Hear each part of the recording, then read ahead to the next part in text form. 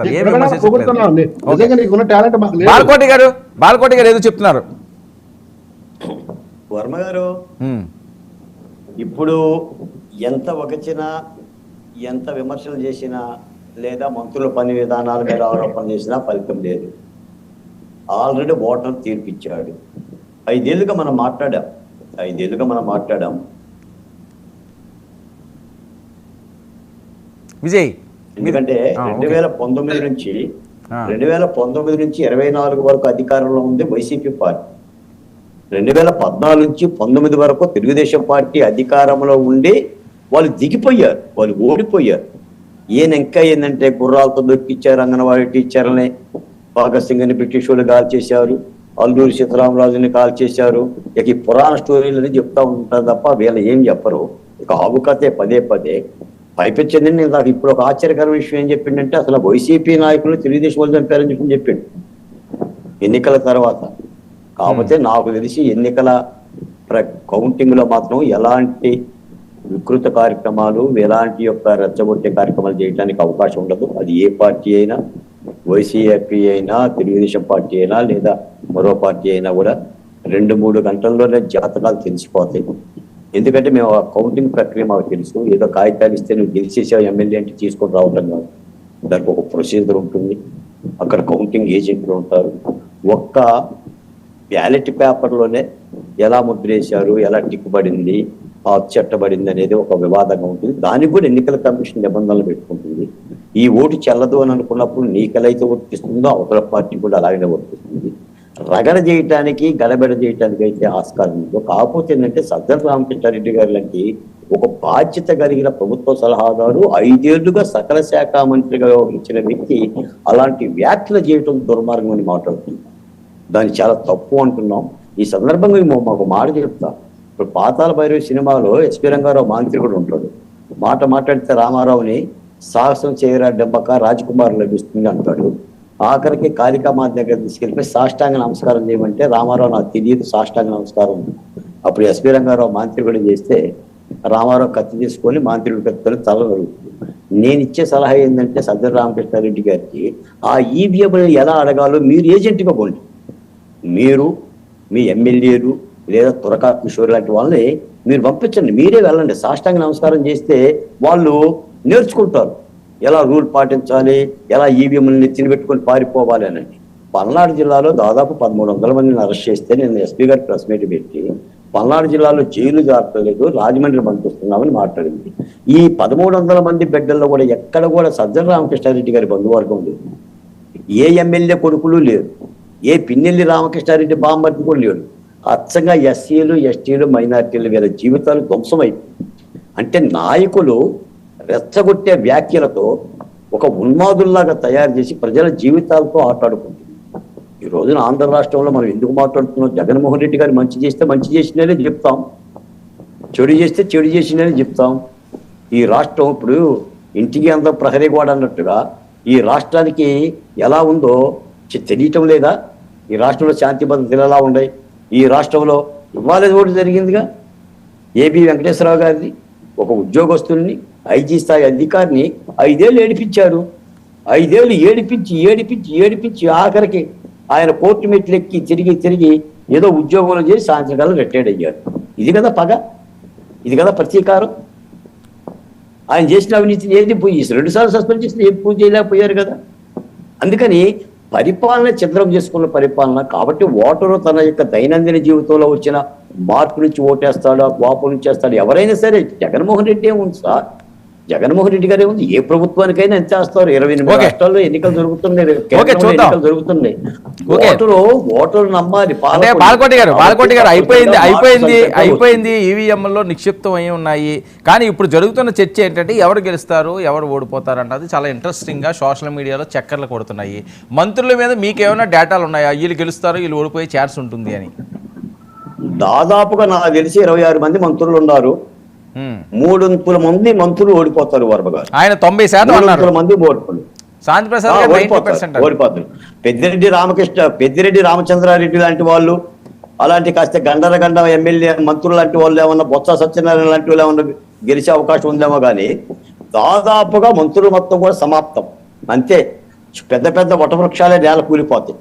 ఇక గినక వరద గినక వస్తే ఓటర్ల నిశ్శబ్ద విప్లవం కిందక మొదలు పెడితే ఇక మామూలుగా ఉండదు వ్యవహారం. రేపు డిబేట్లకు దొరకరు. మీరు వైసీపీ అధికార ప్రతినిధులు బుక్ చేసుకోండి 4వ తారీఖు నుంచి. వాళ్ళు డిబేట్లకు రావాలి, ఇంకా పసందుగా ఉంటాయి. అదేంటి రారేనా? కాదు రారేనా మీ ఉద్దేశం? అందుకని మీరు టచ్ లో పెట్టుకోవాలి. ఇప్పుడు ఈ రోజు రేపు మీ హైదరాబాద్ టచ్ లో పెట్టుకోండి అందరినీ. చాలా పని ఉంది, వాళ్ళతో మాట్లాడాల్సిన పని. పాటలు పాడారు కదా, ఇప్పుడు 151+ మరి ప్రగల్భాలన్నింటి కూడా రేపు డిబేట్ లో మరి మీలాంటి వాళ్ళని కూడా అడుగుతాం మేము. వర్మ గారు మరి రప్పించకపోతే శాంతి ప్రసాద్ గారితో మాట్లాడాలి,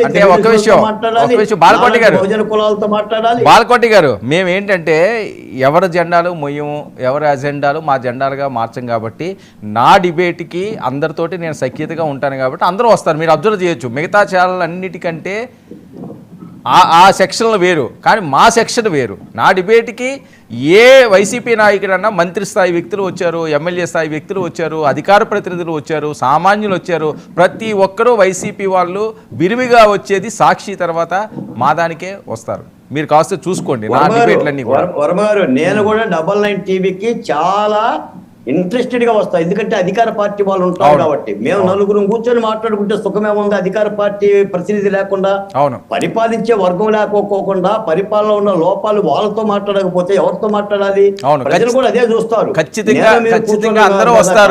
మీ ఛానల్లో అధికార ప్రతినిధులు వస్తారు కాబట్టి బాధ్యతగా కొన్ని ఛానల్లో వదిలేసి కూడా మీ డిబేట్ కి నేను వస్తూ ఉంటుంటాను. తప్పనిసరిగా ఇదంతా ప్రజలు ఆలోచిస్తారు. అప్పుడే పాలేంటో నీళ్ళంటో తేలిపోతుంది. వేణుగోపాల్ రెడ్డి గారు చెప్తుంది అబద్ధమా, బాలకోట చెప్తుంది అబద్ధమా, శాంతి ప్రసాద్ గారు చెప్తుంది అబద్ధం అనేది ప్రజలు నిర్ణయించుకోవాలి. మీరు డిబేట్ చేసినా నేను డిబేట్ చేసినా ఓ ప్రజాస్వామిక ప్రక్రియలో ప్రజల కోసమే. అవును విజయ్, మీ లెక్క ఏంటి? మీ దగ్గర కూడా చాలా మంది ముఖ్యులు ఓడిపోయే ఛాన్స్ ఉంటుందని వాళ్ళు ప్రచారం చేస్తున్నారు. చాలా పెద్ద తలకాయలు ఈ దెబ్బకి లేచిపోతాయని. ఓడిపోయే ఛాన్స్ కాదండి, ఆల్రెడీ ఓటమి పొందారు. మీరు మీ దాంట్లో కూడా పెద్ద తలకాయలు ఈసారి ఓడిపోతున్నాయని. మా దాంట్లో అండి మీకు ఒక విషయం, గుంటూరు జిల్లాకు సంబంధించి, పల్నాడు జిల్లా, ఉమ్మడి గుంటూరు జిల్లాకు సంబంధించి విడుదల రజని తర్వాత అంబటి రాంబాబు, వీళ్ళిద్దరూ కూడా అత్యంత భారీ మెజార్టీతో ఓడిపోతా ఉన్నారు ఖచ్చితంగా. ఎందుకంటే ఆల్రెడీ చిలకలూరుపేటలో జరిగినటువంటి పరిస్థితులు గుంటూరు వెస్ట్ ప్రజలు ఈజీగా అర్థం చేసుకున్నారు. ఎందుకంటే అధికంగా చదువుకున్న వాళ్ళు కానీ అందరు ఉన్నారు కాబట్టి ఖచ్చితంగా వెస్ట్ లో రజనీ గారు, అంటే మీరు స్టేట్ లెవెల్ ఫిగర్లు అంటే కాస్త వెల్ నోటెడ్ పర్సన్స్ ఎవరు ఓడిపోతారంటే మొదటి విడతలో అంబటి రాంబాబు గారు, విడుదల రజనీ గారు ఇద్దరు ఖచ్చితంగా ఓడిపోతున్నారు. తర్వాత ఇప్పుడు మీరు ఇందాక చెప్పారు ఏదో మూడొంతులు కాదండి, నాకు తెలిసి 23 మంది మంత్రులు ఓడిపోతా ఉన్నారు. మహా గెలిస్తే 1, 2 మీరు చూసుకోండి. ఇప్పుడు పెద్ద టైం ఏం లేదు, 2-3 రోజుల్లోనే అన్ని రిజల్ట్స్ బయటికి రాబోతా ఉన్నాయి. 4వ తారీఖు అంటే ఖచ్చితంగా 4వ రోజు, అంటే 3 రోజులే అర్థం ఉన్నాయి మధ్యలో, 4వ రోజు రిజల్ట్స్ వస్తాయి ఖచ్చితంగా. నేను చెప్పిన గుంటూరుకు సంబంధించి అంబటి రాంబాబు గారు మంత్రి గారు దరిదాపు 25,000 పైచీలకు ఓడిపోతా ఉన్నారు. విడుదల రజనీ గారు 30,000 మెజార్టీతో ఓడిపోతా ఉన్నారు. తర్వాత వెంకటరెడ్డి గారు, మన మోహన్ రెడ్డి గారు పచ్చి అబద్ధం చెప్పారు ఒక విషయంలో. వెంకటరెడ్డి అనే అతన్ని ఏదో చంపించారు అని. నేను చెప్తా ఉన్నానంటే మీరు చూసుకోండి, FIR number 211/2024, 19/4/2024, IPC section 337. Venkatareddy అనే అతను యాక్సిడెంట్ లో చనిపోతే దాన్ని లోకేష్ గారు ఏదో చంపించినట్టు ఎంత డే లైట్ లో అబద్ధాలు చెప్తా ఉన్నారంటే, వెంకటరెడ్డి అనే అతను బండి మీద వెళ్తూ యాక్సిడెంట్ లో చనిపోయాడు. ఇదేదో నేనేదో ఊరికే నేను చెప్పింది కాదు. ఇదిగోండి పోలీస్ స్టేషన్ లో, తాడేపల్లి పోలీస్ స్టేషన్ లో ఎఫ్ఐఆర్ కాపీ ఇది. అంటే వీళ్ళు చెప్పే అబద్ధాలు ఎంత నీచంగా, ఎంత దారుణంగా, అసలు అంటే ఎదుటోళ్ళకి సమాచారం లేదనుకుంటారో, లేకపోతే వాళ్ళు ఏది చెప్పినా నమ్ముతారనుకుంటారో నాకు అర్థం కావట్లా.